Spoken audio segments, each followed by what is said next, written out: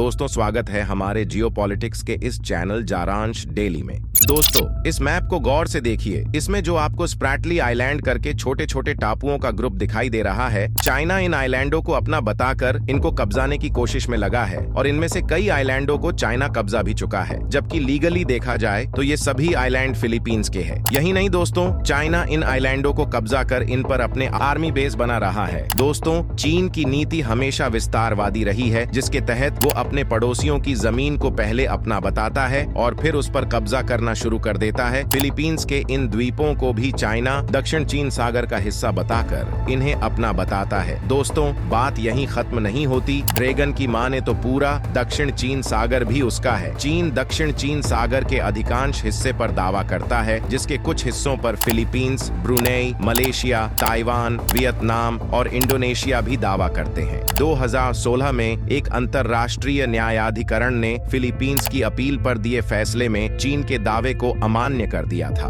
हालांकि चीन ने अंतर्राष्ट्रीय न्यायाधिकरण के फैसले को खारिज कर दिया था। चीन ने कहा था कि वह इस न्यायाधिकरण के फैसले को मानने के लिए बाध्य नहीं है। इसके तुरंत बाद चीन ने दक्षिण चीन सागर में कई कृत्रिम द्वीपों का निर्माण कर उन पर नौसेना को तैनात किया था। चीन और फिलीपींस के द्विपक्षीय संबंधों में खटास जापान और अमेरिका की क्षेत्र में बढ़ती उपस्थिति का परिणाम है। इन दोनों देशों के फिलीपींस के साथ घनिष्ठ संबंध हैं, जबकि चीन उन्हें शक की निगाह से देखता है। चीन अपनी समुद्री सीमा के पास अमेरिकी नौसेना की उपस्थिति को खतरा मानता है और इसे लेकर वह कई बार धमकी भी दे चुका है। चीन की 14 देशों के साथ करीबन 22,000 किलोमीटर लंबी सीमा लगती है, लेकिन उसके 1.5 दर्जन देशों के साथ सीमा विवाद है। चीन का जमीन पर कब्जे को लेकर तो पड़ोसियों से विवाद है ही, इसके अलावा समंदर पर कब्जे को लेकर भी वो लड़ता रहता है। दक्षिणी चीन सागर को लेकर चीन का कई देशों के साथ विवाद चल रहा है। दोस्तों, फिलीपींस बहुत ही छोटा देश है और उसके पास बहुत ही छोटी आर्मी है, इसलिए वो चाइना जैसे बड़े देश से मुकाबला नहीं कर सकता। यही वजह है कि चाइना फिलीपींस पर दादागिरी करता है। लेकिन अब फिलीपींस ने भी ड्रैगन को उसकी ही भाषा में जवाब देने के लिए अपनी कमर कस ली है और इसलिए फिलीपींस अब भारत से सुपरसोनिक क्रूज मिसाइल ब्रह्मोस खरीद रहा है। दोस्तों, ब्रह्मोस मिसाइलें जल्द ही दक्षिण पूर्व एशियाई देश फिलीपींस में पहुंचा दी जाएंगी। ये मिसाइलें दुनिया की सबसे लंबी तटरेखा वाले देश को सुरक्षित करने में मदद करेंगी। विशेषज्ञों के मुताबिक समुद्र तट पर ब्रह्मोस मिसाइल सिस्टम तैनात होने से न सिर्फ खतरे का जवाब देने के लिए फिलीपींस की सेना की ताकत में बढ़ोतरी होगी, बल्कि ये पश्चिम फिलीपींस सागर में इसके विरोधियों को क्षेत्रीय संप्रभुता की रक्षा करने के मजबूत इरादे के संकेत भी मिलेंगे। दोस्तों, ब्रह्मोस मिसाइल की डिलीवरी के बाद Philippines supersonic anti ship cruise missile क्षमता वाले दक्षिण पूर्व एशियाई देशों के एक छोटे क्लब में शामिल हो जाएगा। इंडोनेशिया ने साल 2011 से जहाज आधारित रूसी मूल की Yakhont supersonic anti ship cruise missile का संचालन किया है। इसके अलावा 2015 में वियतनाम की सेना ने रूस से 2 भूमि आधारित बेस्टियन पी मोबाइल तटीय रक्षा मिसाइल सिस्टम भी खरीदे थे। भारत और फिलीपींस ने साथ मिलकर BrahMos supersonic anti ship cruise missile के लिए $375 मिलियन की डील साइन की है। ये समझौता मिसाइल बनाने वाली company BrahMos aerospace private limited के साथ किया गया। फिलीपींस अपनी नौसेना के लिए भारत से ब्रह्मोस मिसाइल खरीद रहा है। इस खास मौके पर फिलीपींस के शीर्ष रक्षा अधिकारी मौजूद रहे, जबकि भारत का प्रतिनिधित्व भारतीय राजदूत ने किया। फिलीपींस अपने तट पर तैनात होने वाली जहाज रोधी मिसाइलों की आपूर्ति के लिए ये खरीद कर रहा है। दोस्तों, फिलीपींस का बीते कुछ महीनों से चीन के साथ जल क्षेत्र को लेकर काफी तनाव बढ़ गया है। जिस जल क्षेत्र को फिलीपींस अपना बताता है, वहां कई महीनों से चीनी जहाज डेरा डाले बैठे हैं। फिलीपींस की तमाम कोशिशों के बाद भी चीन यहां से हटने के लिए तैयार नहीं है। भारत से खरीदी गई BrahMos supersonic anti ship cruise missile 350 से 400 किलोमीटर तक प्रहार कर सकती है।